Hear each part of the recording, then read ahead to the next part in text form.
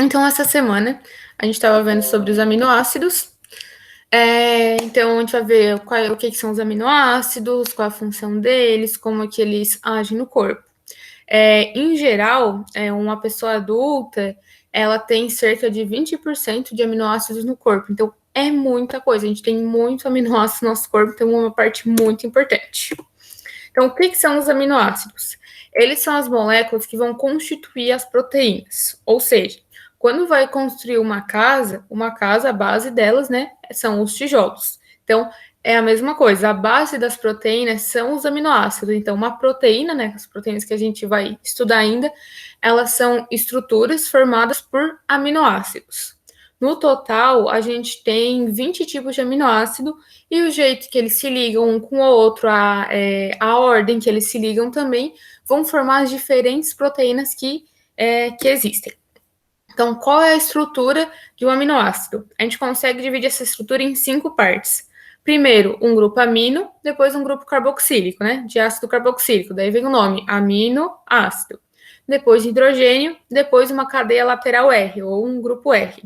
E essas 4 partes estão ligadas a um carbono alfa, que a gente chama.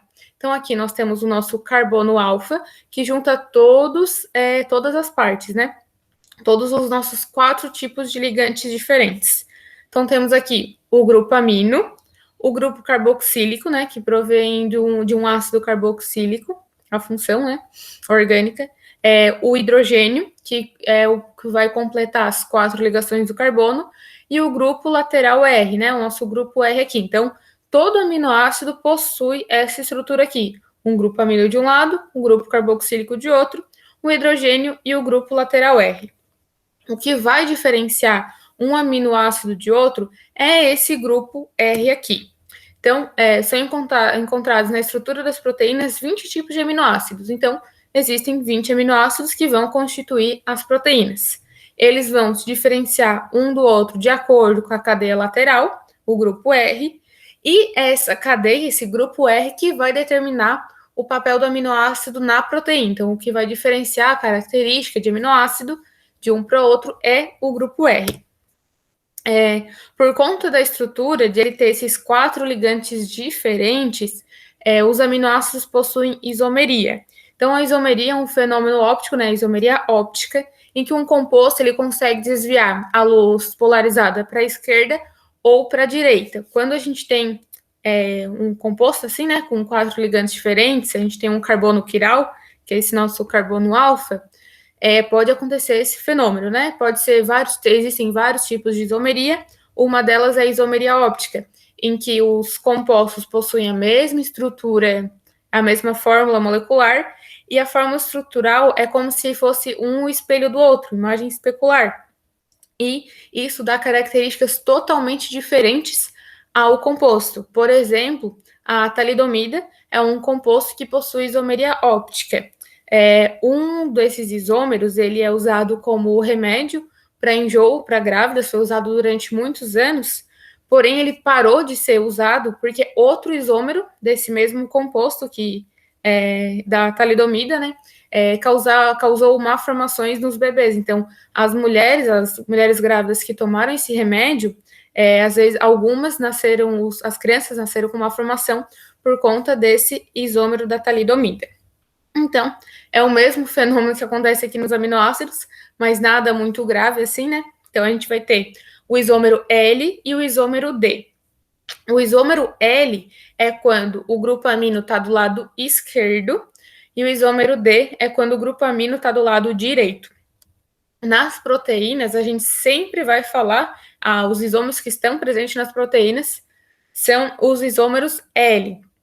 Então, a gente sempre vai estar falando dos isômeros L de aminoácidos que constituem as proteínas. Como sempre tem uma exceção, aqui não vai fugir, né? O único aminoácido que não possui isomeria é a glicina, porque o grupo R dela é um hidrogênio. Dessa forma, o carbono aqui, ele não tem 4 ligantes diferentes, então ele não vai possuir isomeria. Para um composto possuir isomeria, uma estrutura ter isomeria, tem que existir um carbono quiral, que é um carbono que possui 4 ligantes diferentes. Nesse caso aqui, né, a glicina não tem, mas os demais aminoácidos todos têm. Então, como que a gente consegue classificar os aminoácidos? Tem duas formas. Primeiro, quanto à necessidade do corpo, ou quanto à cadeia lateral, né, o nosso grupo R. Primeiro, a necessidade do corpo, a gente tem os essenciais e os não essenciais. E quanto à cadeia lateral, nós vamos ter os apolares, os polares não carregados, os carregados positivamente e os carregados negativamente. Então, primeiro, quanto à necessidade do corpo, a gente tem os aminoácidos não essenciais, que é o que o nosso corpo produz. Então, a gente tem esses aminoácidos, nosso corpo produz, tranquilo. Mas a gente também tem os aminoácidos essenciais, que a gente precisa deles, então a gente tem que adquirir eles através da alimentação. O nosso corpo não produz. E temos também uma terceira classe, que são os condicionalmente essenciais, que são aminoácidos que nosso corpo produz, mas devido a alguma patologia ele parou de produzir ou diminuiu a produção, então a gente tem que adquirir eles através da alimentação também. Então aqui tem todos os aminoácidos que nós temos, né, dividido em não essenciais e essenciais, os 20 aqui. E dentro dos essenciais, nós temos um grupo que a gente chama de aminoácido de cadeia ramificada, ou os BCAAs.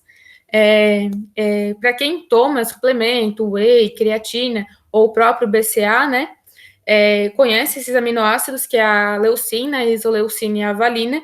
Eles possuem na cadeia lateral cadeias ramificadas, né, como o nome já diz, e eles ajudam durante o pós-exercício, né, o exercício intenso, na recuperação muscular. Então, eles vão fazer o músculo se recuperar mais rápido, né, e, consequentemente, aumentar o ganho de massa muscular também. Então, aqui, a segunda classificação, né, que é quanto à cadeia lateral. A gente tem primeiro os grupos R apolares, que são formados basicamente só por carbono e hidrogênio, né, ou seja, por essa cadeia hidrocarbonada, né, só de hidrocarbonetos, então, apolares por isso, e eles são hidrofóbicos, ou seja, eles não vão interagir com água. Outros nomes que vocês podem encontrar para hidrofóbicos, né,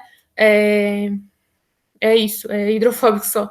Então, a gente tem aqui a glicina, a alanina, a prolina, a valina, a leucina, a isoleucina e a metionina. A metionina é a única que tem um grupo de enxofre aqui, mas ela também é considerado os apolares. Aqui a leucina, a isoleucina e a valina, as cadeias delas são ramificadas, né? Não é só uma sequência linear de carbonos. A segunda classificação, né, ainda dentro dos apolares, são os aromáticos, que na cadeia lateral aqui, no grupo R, vai possuir um anel aromático na cadeia. Então, eles também são aminoácidos hidrofóbicos e apolares. Eles interagem apenas entre si, né, ou com lipídios, mas eles não interagem com a água. Depois, nós temos os grupos polares. Então, temos os apolares, né, e os grupos polares. Dentro dos grupos polares, a gente vai ter 3 tipos: os não carregados, os carregados positivamente e os carregados negativamente. Primeiro, os não carregados. Os não carregados, aqui, os polares, eles vão ter ou uma hidroxila, aqui como a serina, a treonina e a treonina, né, tem hidroxila aqui. A cisteína tem um grupo de enxofre aqui, e a aspargina e a glutamina, eles têm grupos amida. Então, esses grupos extras, né, que tem diferente, seja ali o grupo de enxofre, a hidroxila ou o grupo amida, vai criar essa diferença de eletronegatividade, então vai criar esses polos elétricos, então vai ser os nossos grupos polares. E eles são não carregados, porque eles não possuem nenhuma carga, né? O nosso composto aqui continua sendo eletricamente neutro. Temos só a nossa carga positiva aqui em todos os grupos aminos, e a carga positiva nos grupos aminos, e a carga negativa nos grupos carboxílicos. Então, nosso composto continua sendo eletricamente neutro. Agora, os nossos grupos R polares carregados positivamente. Como eles são carregados positivamente, significa que eles têm uma carga positiva a mais, né? E para isso acontecer, eles têm que ter, então, um grupo amino a mais do que o normal do aminoácido, né? Então, eles vão ter 2 ou 3 grupos amino. Então, aqui nós temos o nosso estrutura do aminoácido, né? O amino positivo, o carboxílico negativo, E no grupo R aqui, nós vamos ter um grupo amino a mais. A lisina aqui tem um grupo amino a mais. A arginina tem aqui outro grupo formado com ligação dupla. E a histidina aqui em cadeia fechada com ligação dupla também. Então, todos eles têm um grupo amino a mais. E isso faz com que tenha essa carga positiva a mais. Então, todos eles são carregados positivamente. Eles também são conhecidos como aminoácidos básicos, porque eles têm essa carga positiva a mais. E por último, nós temos os grupo R polares, né, carregados negativamente. Então, ao contrário do outro, a gente vai ter, então, um grupo carboxílico aqui a mais no nosso grupo R. Então, o aspartato e o glutamato são os dois aminoácidos, né, que tem uma carga negativa a mais, né? Então, ele é eletricamente aqui carregado negativamente, né? E eles também são considerados aminoácidos ácidos. Então, eles possuem esse segundo grupo aqui do grupo ácido carboxílico. Então, aminoácidos ácidos e possuem essa carga negativa a mais. Beleza. Então, agora que a gente viu as classificações, para ver como é que eles se encontram no corpo. Então, temos os aminoácidos de cadeia apolar e de cadeia polar, né? Os polares podem ser carregados, né? Ou não carregados. E os apolares são só apolares. Então, quando a gente está falando dos apolares, eles são hidrofóbicos, então eles não interagem com a água. Então, quando a gente tiver eles numa proteína que está em um ambiente aquoso, ele vai tender a ir para o interior da proteína. E quando for uma proteína de membrana, ele vai ficar ali na superfície, já que eles conseguem interagir com os lipídios. E as cadeias laterais polares são encontradas na superfície, nessas proteínas que estão em ambiente aquoso, né? Em proteínas solúveis, e no interior de proteínas que estão associadas à membrana. Então, um é o contrário do outro, basicamente. Então, aqui numa proteína solúvel, os nossos aminoácidos apolares, eles tendem a ficar no interior da proteína. E os polares tendem a ficar na superfície da proteína.